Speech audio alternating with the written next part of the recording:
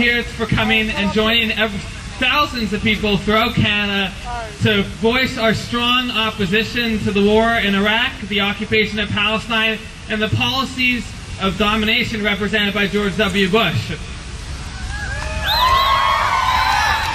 I'm not sure about you, but if you're like me, you've been reading a lot in the media and on television and from our Prime Minister, Paul Martin, appealing to sort of our sense of politeness or Canadian etiquette and counseling us to give George Bush sort of a welcome as a host, you know, as a good host. But we're here to say that we're not welcoming George W. Bush and being a good host, but rather we are protesting George W. Bush as a war criminal, and we are correct in doing so, and we are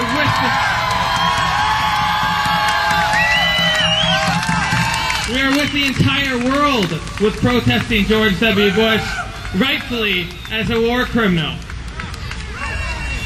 Recently there was a study conducted by the Johns Hopkins University which has concluded that almost 100,000 Iraqis have died under this war and this occupation.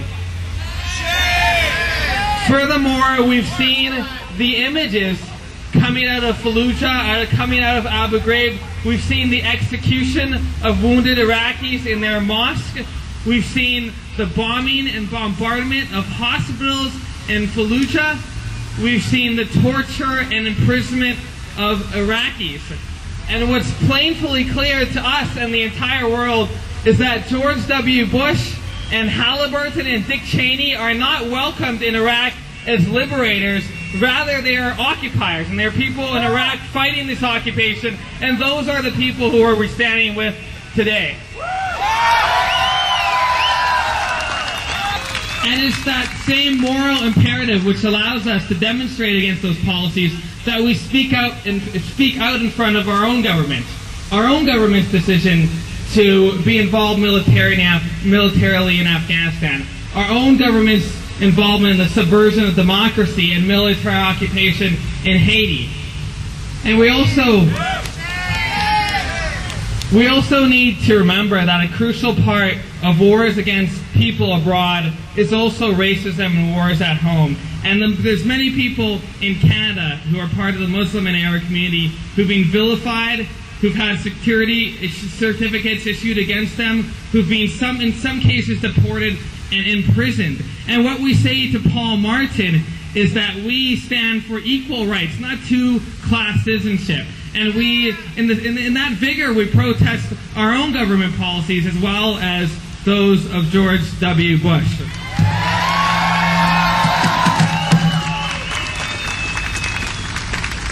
So we come here and join people throughout Canada, in fact, join people throughout the world strongly rejecting a world of empire, a world of domination, and a world of racism.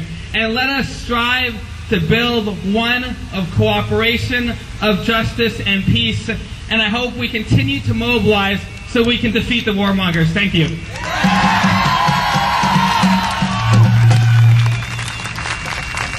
Thanks, Riyadh. Praise George E. Bush, the man who said he'd take Bin Laden alive or dead. They searched each Afghan hideaway. They found him in the CIA. So the next speaker we have this evening is Gail Davidson from Lawyers Against the War.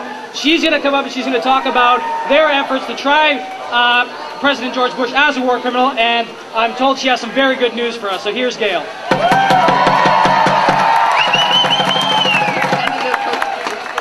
Hello everybody, and thank you for coming out tonight and taking the time to let your elected representatives know that you don't want George Bush here in Canada.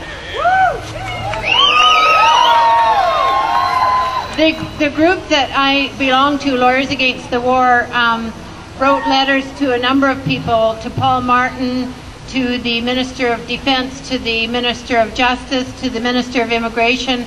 In all those letters we said the visit is inadvisable. Please cancel Mr. Bush's visit to Canada. He shouldn't be allowed into Canada because by inviting him here, you cloak him with diplomatic immunity when you really should be prosecuting him for the war crimes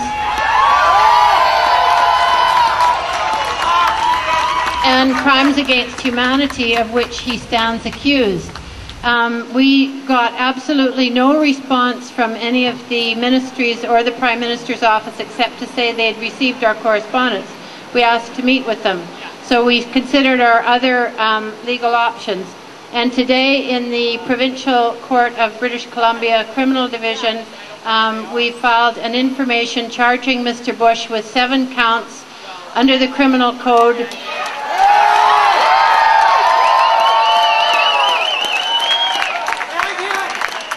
of counseling, aiding, and abetting the commission of torture by U.S. Armed Forces personnel on detainees held at the prisons in Abu Ghraib in Iraq and the prison at Guantanamo Bay in Cuba.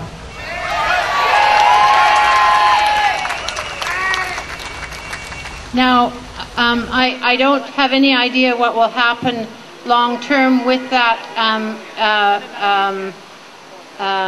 information that's been filed, because with the Attorney General has 8 days to file his consent. Now I can also tell you though that in Germany today, the Center for Constitutional Rights, a New York-based organization, filed criminal proceedings in the German court against Rumsfeld for torture. And I would also like to give you the good news that the lead story in the New York Times today is that the International Commission of Red Cross report that was done, I think, in July of this year on their visit to Guantanamo Bay Prison, somebody leaked it, and that story was front and center in the New York Times, charging the Bush administration with torture in accusing, I should say, the ICRC report of torture of the prisoners, a systemic torture of the prisoners in Guantanamo Bay. One of the radio show people that phoned me today said, why did you do this? And I said, well, the information that I was aware of is that so far the conservative estimate is that there have been 100,000 people killed, most of them women and children, in the illegal invasion and occupation of Iraq.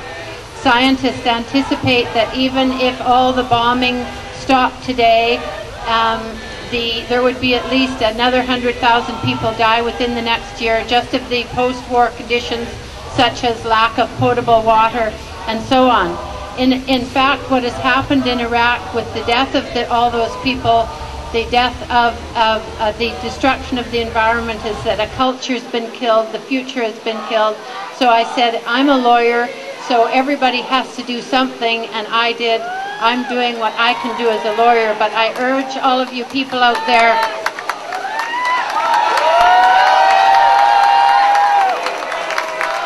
to do what you peacefully can do to make sure that someday, very, very soon, that the people in Iraq and the people in Iran and the people in Afghanistan have the same right to life that you and I enjoy.